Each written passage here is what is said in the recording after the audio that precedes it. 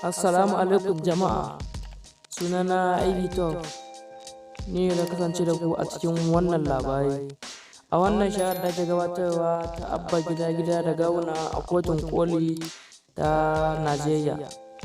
Ana sa ran da yiwuwa abba gida ya wuce saboda ƙwarin hujjoji da yake da su an karɓi kusan guda 20 a ciki. Jami'an mu da ke cikin kotu su suka tabbatar mana da haka. Yanzu haka jami'an mu suna can cikin kotun suna sauraron abin da ake yankewa cikin kotun. Za mu sanar da ku da zarar an yanke hukunci. Saboda haka danna mana subscribing a wannan channel ɗin, ku danna alamar ƙararrawa sanarwa yace za mu dinga sanar da ku da zarar mun ɗora sabon aiki. Za mu dinga sanar da ku duk abubuwan da suke faruwa a faɗin duniyar nan, har labarai da babu kamar su. To jama'a mai dai jira mai ta dako mu ji wani irin hukunci za a yanke. Ya Allah, Allah ka sa kwatanta gaskiya a wannan kotu. Ya Allah, duk wani wanda yake da nasara, ya Allah ka bashi nasara. Tukunna bayan an yanke wannan hukunci, ya Allah ka sa a samu zaman lafiya. Ya Allah ka tsare mu daga sharrin masu sharri.